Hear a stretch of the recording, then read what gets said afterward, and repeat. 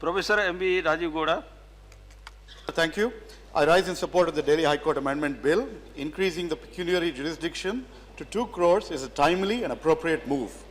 Sir, but unlike what some of my fellow members said, this is not some achhe din. This is actually a result of the hard work of standing committees headed by Nachiappanji and Shantaram Naik ji before us, and also the hard work of numerous lawyers who have gone on strike and have been agitating to ensure that this bill actually comes through.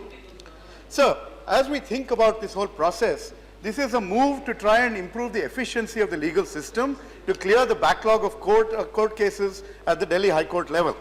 So, when you start thinking from an efficiency point of view, one of the things you can think of is parliamentary efficiency. Can we not institute a formula where every 5 years or 10 years, this pecuniary jurisdiction is amended according to factors like inflation rate, these circle value rates, all those sorts of factors can be brought in, and on an automatic basis in 5 years or 10 years, you can change the jurisdiction of pecuniary jurisdiction of these courts. Alternatively, as Comrade Balagopal has mentioned, you could think about, the law minister could think about working with the judiciary to try and bring about uniformity in the nature of courts and their jurisdictions across the country. So, one other point I want to make, as we think about all these measures, we need to think about proper data. During the discussion on the Ministry for Law, there were lots of issues that came up about appropriate data. Some months ago, an NGO in Bangalore called Daksh launched a website and an effort to try and get more appropriate data on pendency of cases. The law minister was supposed to inaugurate, but unfortunately he was not able to make it. And they said if one Gowda cannot do it, let another Gowda do it, so I inaugurated it.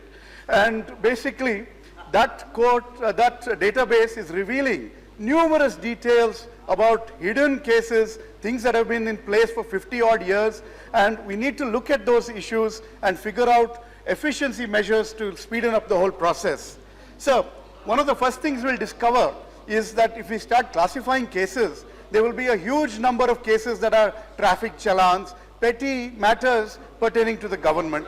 These can be assigned to a separate bench.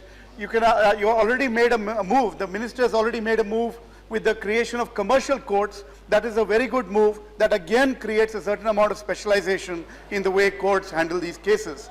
So consulting some efficiency experts will ensure that we will be able to make justice be delivered in a timely manner rather than be delayed and denied. So a couple of other matters. So one is of course training of judicial officers. Today, the legal system the system of legal education has gone through a transformative change.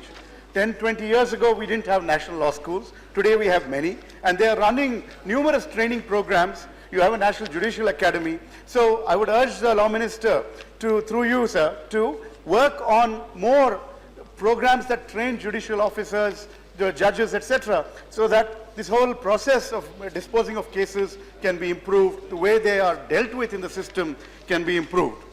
So the law minister is also from my home state, and we know that when Justice Bharuka was there, he introduced e-measures, electronic governance measures in the High Court. This has been a transformation. People don't have to come every day to find out if their case is listed. They can log on from their home computers, office computers, and find out what is happening, when they need to come, how long their case has been pending, before whom it is listed, etc. These sorts of measures need to be instituted across the country. The UPA government had brought about an ecourts.gov.in measure, and that measure really has been a path-breaking measure. Unfortunately, different courts, different states have adopted different standards. If the law minister can ensure some amount of uniformity, then and change the whole approach of the way judicial cases are managed from one of squeezing the litigant and making life difficult to one of facilitating their participation in the legal system, to be supportive and to be, to make life easier, that would make a huge difference. So finally, I would like to support the point raised by Shri Tyagiji. When this issue was postponed, it was postponed partly on the basis of what will happen to the surrounding areas. So Delhi is no longer Delhi. You are now part of a national capital region.